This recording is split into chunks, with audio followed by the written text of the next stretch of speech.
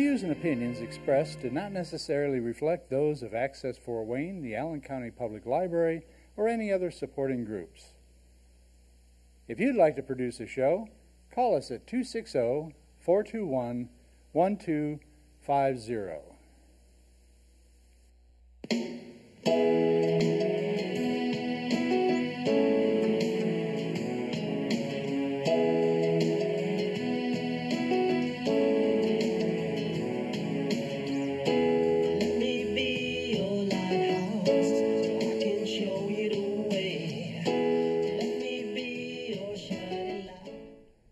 Hello, this is Patty Hunter. This is my show called Patty's Page. Today my guest is a phone-in. Her name is Kristan Hawkins. Hello. Hello, Kristan. How are you? Hi, how are you? I'm doing fine. Now, you are Executive Director of Students for Life of America. Am I not right? Yes, that's correct. Now, it's been quite a while since you've been on my show. I see a picture of you. You look very pretty. Thanks. When and why was this organization formed? We were started in 1987 by a group of college students at Georgetown University who wanted to do something national to organize young people across the country who were on their campus getting involved in pro-life efforts. Mm-hmm. And how long ago was this again? 1987. 1987. Wow. That's a long time. How long have you been with them? We went full-time in 2006. The organization was founded in 1987 was called American Collegians for Life, and then in August of 2006, we changed our name to Students for Life America, and then I was hired as the first full-time employee of the organization, and we transitioned the organization from being student-run to having a full-time executive staff. Do you enjoy what you're doing, girl? Oh, I love what I do. I have the best job in the world. Do you have a lot of staff, or? Do you have a lot of staff? Yes, we have about 12 full-time staffers right now, and then about 7 interns this summer. Are you throughout the nation? Yes, we are a nationwide organization. We have staff. Half of our staff doesn't even live in the same state where we live. We're all here in Virginia. They're positioned in their states as regional coordinators, living, eating, and breathing pro-life work right there in their state. How many schools has pro-life student helpers that you? Over 700 right now. When we started, there were about 100 active campus pro-life groups 6 years ago, and there's over 700 today. Are you succeeding in reaching more teens, both girls and boys on campuses now? Yeah, we actually do have a teen program. We're relaunching our teen curriculum this August, and we'll have a full-time person dedicated to just reaching out to teens and homeschooling groups. Homeschooling groups. Tell me more about that. Oh, yeah. Well, a lot of teens are in homeschool. They're not in public schools or private schools, and so we want to make sure we're reaching out to teens no matter where they're getting their education. How are you reaching them now? By internet and... Internet, Facebook are the two main ways we communicate with students. And what type of information do you give them? We give them information about how to get groups started on campus, how to work with your administration, and basically how to be a good pro-life leader. So we teach a lot of leadership skills. How long is this training? We have different trainings. We have full-day trainings in our regional conferences. We've got 1-hour trainings, half-an-hour trainings, 5-hour trainings, depending on what the students need. We let them pick what they need to hear most, and then we'll come in with a training on leadership, activism, just education, apologetics, fundraising, public relations, social media, whatever they need the most help with. So, do you have counselors? No, we don't have counselors. You don't have counselors. Oh, okay. But to get through to the teens who are pregnant and they need assurance. Yes, we have an initiative called the Pregnant on Campus Initiative, or we work with existing pro-life groups to create a safe environment on campus for pregnant or parenting students. So really working to change the culture on campus, providing those resources that women need so they don't have to feel like they have to choose between their education and the life of their child. And then also connecting them with local existing pregnancy resource centers and networks out there that exist in the community, but a lot of people on campus don't know exist. So, I hear you have a lot of people trying to go against the pro-life activism in schools. Like you would put up little crosses. Yeah. Our events get vandalized, unfortunately. You know, the majority of this generation is actually pro-life.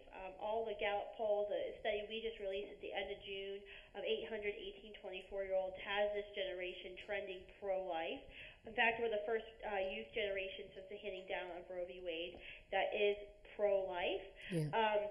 However, there are those who disagree with us, and they might be in form of the university president or somebody in the administration who makes it difficult for one of our groups to get established, or they might just be a couple of students who are upset that we have the right to talk about abortion, that they don't feel like abortion should be discussed.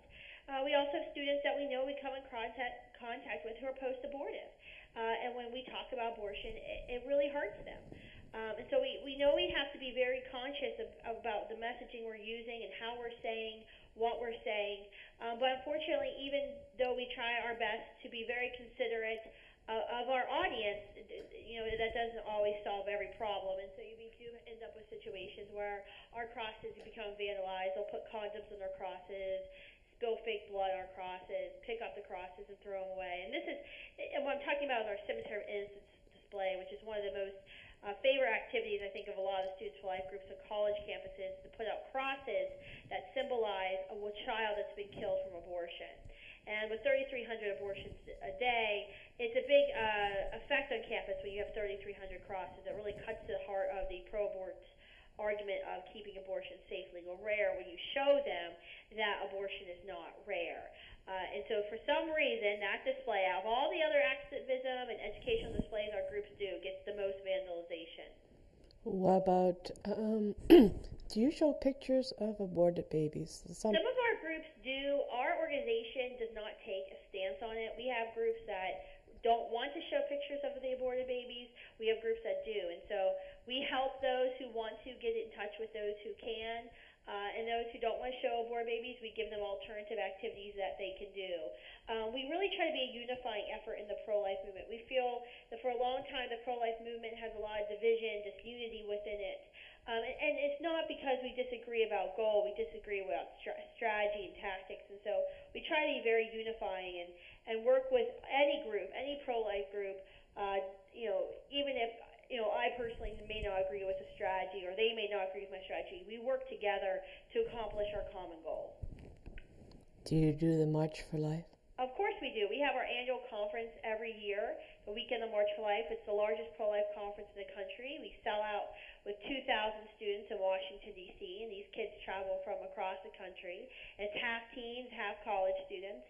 And then we always participate in the March for Life. We do impromptu rallies. This year we were out there with iPads registering young people to vote. And we had over 10,000 signs. We got a ton of media coverage. Even today, when people are talking about the March for Life or pro-lifers, you often see our signs on Fox News, CNN, C-SPAN. They're black signs with white writing that simply say, "I am the pro-life generation." And it's a great sign because it really cuts to a lot of what the other side tries to peg pro-lifers as. And when they go to the March for Life and they see that over half of the people there are under 18, it's very shocking to them. Yeah, I know. I've heard of people who are pro-choice saying, "Where are all the older people that when they witness the marching?" They all notice that they're young kids doing the marching, which I think is wonderful. Something happened on Thursday, June 28th, 2012. Something about the Supreme Court passing a large part of Obamacare health plan that day. Let's talk about that. Sure. What are your... Well, we were out there on Thursday the 28th. We had a pro-life prayer vigil, and then also a rally, and then we held a press conference, and we asked other pro-life leaders to join us. We wanted to be out there. When Roe versus Wade and Doe versus Bolton were handed down January 22nd, 1973, there was no fanfare. It wasn't a big deal. There weren't protests in the streets. And we know that we are the survivors of this generation. So what we wanted to do was we wanted to be there on the day that the Obamacare decision was handed down by the court, because we knew, and we still believe, that that's one of the biggest decisions in our lifetime. It's our generation's Roe v. Wade moment. And so we knew, regardless of how the decision came down, we wanted to be there. We wanted to be there for the preborn and their mothers who are going to be lost and who are going to be violated because of the passage of Obamacare, that actually funds abortion on demand, uses our taxpayer dollars. What a lot of people don't understand is that Obamacare is the largest expansion of abortion since the handing down of Roe versus Wade and Doe versus Bolton in 1973. And as pro-lifers, we should be extremely concerned about this law that was passed by Congress and signed by our president. And so we were out there that day. We had our pro-life generation signs out there. We were countering the pro-abortion protests who were out there holding free birth control for me signs, and really speaking to, this is the pro-life generation. We're not going to sit back and just let these things happen to us. We are going to be vocal about our opposition, and we're going to be there, and we're going to work to ensure that these laws, they get reversed, and that we're only passing, pro-life legislation, and that we're only electing those officials who are going to uphold the dignity of human life. Do we have a lot of people in Parliament that are on our side? In Congress, yes. We have the majority pro-life in Congress right now, in the House of Representatives. In the Senate, we do not. Unfortunately, the way it's come down in U.S. politics today, it's very, very small percentage of nationally elected Democratic politicians are pro-life. I know of 3 in the House of Representatives. And it's very sad about how partisan this issue has become. It's become seen as a Republican issue, and it's not a Republican versus Democrat issue. It's a human rights issue, something that we should all be equally concerned about, no matter how we might politically affiliate ourselves. But we do have the majority in the House, but we don't have the majority in the Senate. And the problem is we can't get much done in the House on our issues because we know as soon as we pass the bill, they'll kill it in the Senate. The Senate Majority Leader Harry Reid, the Democrat who used to vote pro-life, now votes solidly pro-choice, won't let anything pro-life even come for a vote in the Senate. And so we're really held up there. And we also know if we would pass anything, that President Obama has threatened to veto any pro-life legislation. So this is where we are, and this is why today we're busy. We're getting ready for our Wilberforce Weekend Fellowship. We're flying in the top pro-life student leaders in the country to our office, and we're going to be talking about this November. And we're going to be doing a Get Out the Vote train, talking about our new initiative, iVoteProLifeFirst.com, which asks all pro-lifers, no matter what their age, their political affiliation, to go to iVoteProLifeFirst.com and to sign our pledge to always vote for pro-life officials from the local school board to President of the United States. Because if this is the greatest human rights issue of our time, we have to start acting like it, and we have to have a one-track mind when we go in there to vote, that we only vote for pro-life candidates. Because my thinking and all of our thinking is, if you don't have this issue right, if you don't understand that at the moment conception a human life is formed and that human life needs to be protected under law, if you believe, as our president does, that just because the baby's been born doesn't mean it's really alive and should be protected, you should not be in office. Because how can I trust you to make any other decision about the economy or foreign policy if you do not value human life? It's pretty sad when you have to realize a country is doing that to their own children, abortion. I mean, I don't understand. Yeah, it's the greatest human rights violation of our lifetime. I thought we were civilized. I guess we're not. I guess we're not. What is individual mandate? What is that? Do you know what it is? Well, the individual mandate is you're going back to the Obamacare decision that was made. Yeah. It's an interesting. The question before the court was, is the individual mandate a violation of the Constitution, forcing Americans to pay for something, health insurance, simply because they live, because they're alive and breathing? Is that constitutional? To force you to pay a fee, a tax, whatever you want to call it, is that legal? And President Obama, when he was campaigning, said, he was not going to raise taxes. During the whole Obamacare debate, it was, I'm not going to raise taxes. This is not a tax, individual mandate. We're going to give everybody free. Everyone has to have free health insurance. If you can't afford it, we'll give it to you, which meant that other Americans would be paying for that. But the whole time during the Obamacare debate was going on in Congress, President Obama was saying, it's not a tax, it's not a tax, it's not a tax.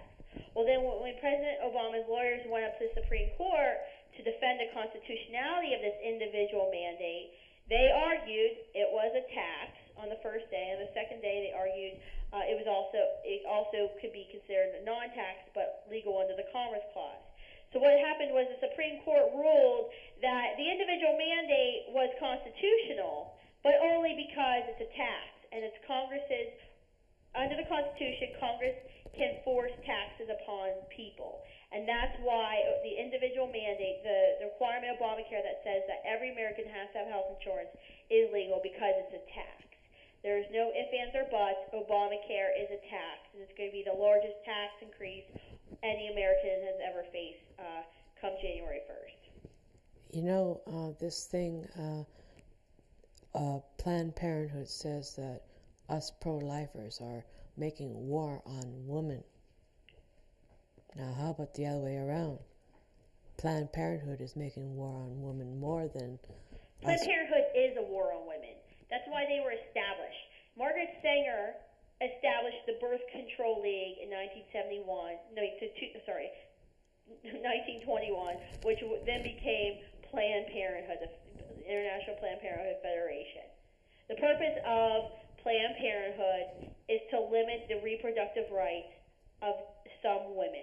And Margaret Sanger was a known eugenicist who believed people of a certain skin color, of a certain religion, certain demographics should not be able to reproduce. And this is very well-known fact. You can Google it. I am not making this up.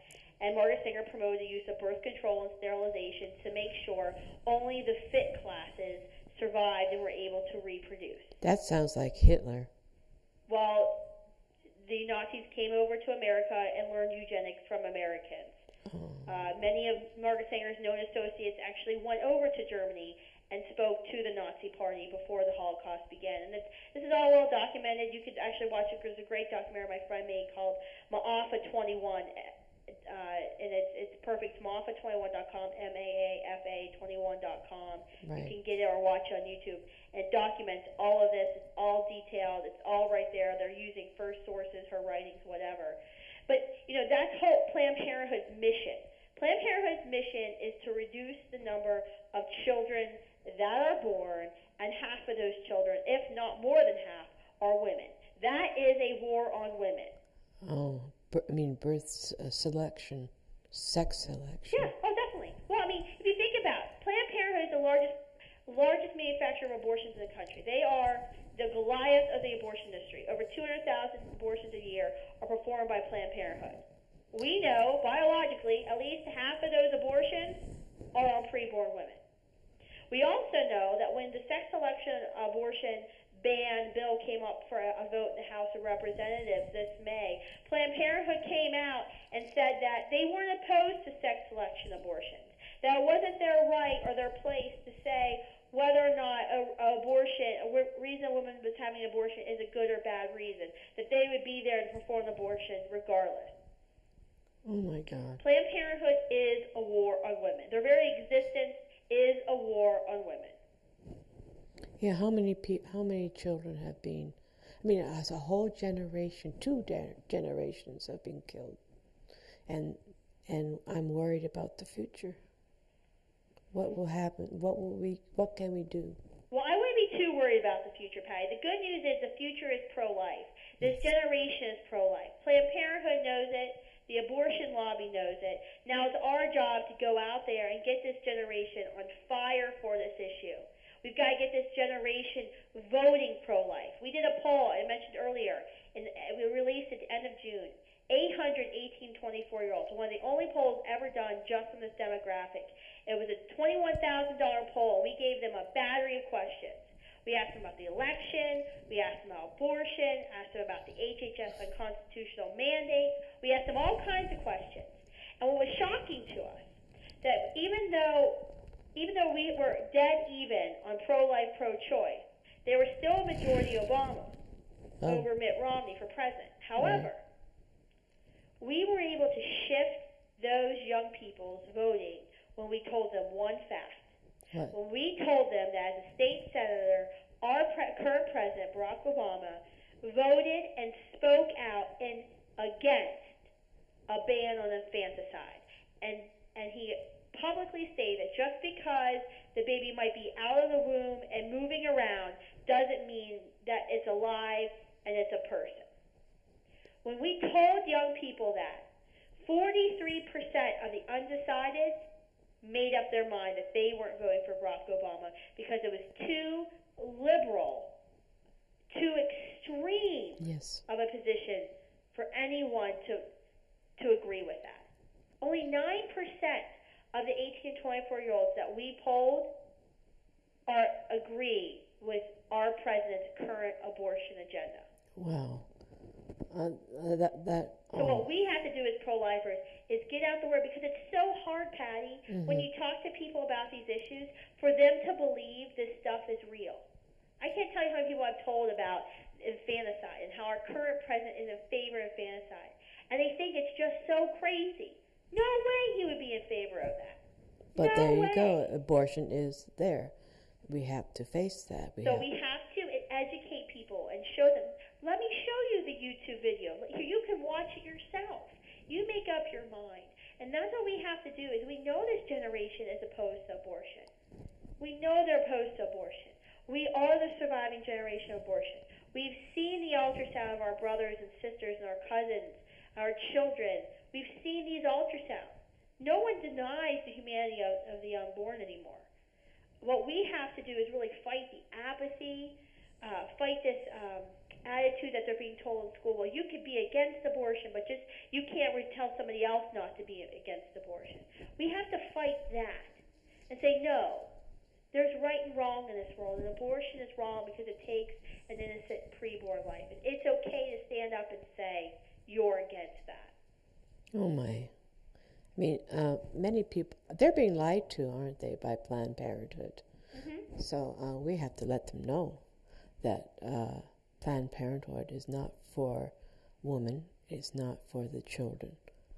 What are your plans for the future with Students for Life of America?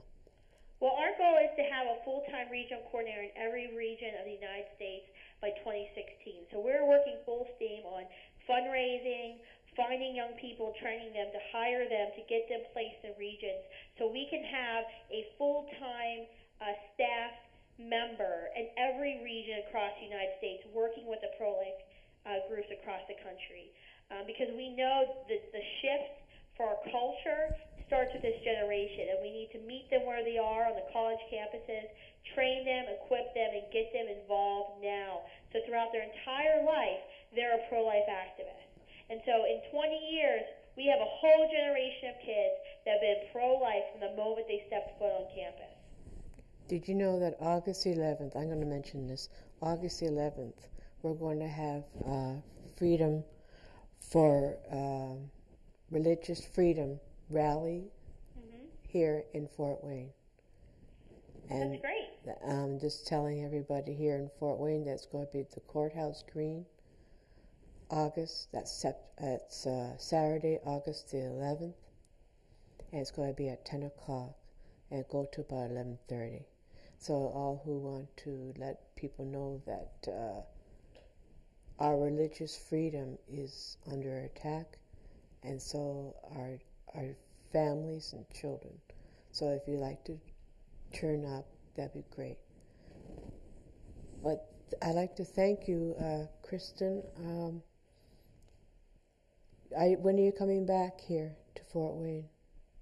I think we're going to have a bus tour coming through Indiana this September, so I'll probably be there this September. I'd like to see you again. Yeah, I'll let you know. Yeah. Will you be doing anything with 40 Days for Life? Yeah, we will be advertising it all to all of our groups soon. So, where are you going to... next year, you're going to go on the March for Life. I wish we didn't have the March for Life, but we do. So, you're going to go with a bunch of people again? Yeah, we're always at the March for Life. Yeah.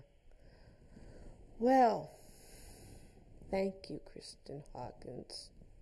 Thank you so much for having me. I really appreciate. As usual, it's a joy to have you on my show, and you're full of information, and we need to save our children, our next generation. Otherwise, we're in a lot of trouble. So I'm glad the majority of the younger kids are pro-life, and now we start with the older people, having them know the truth. Sure. It's That's exactly right. Because there's a veil over their eyes, like sheep being taken to the slaughter, and they have to be shown the truth. Yep, that's exactly right. So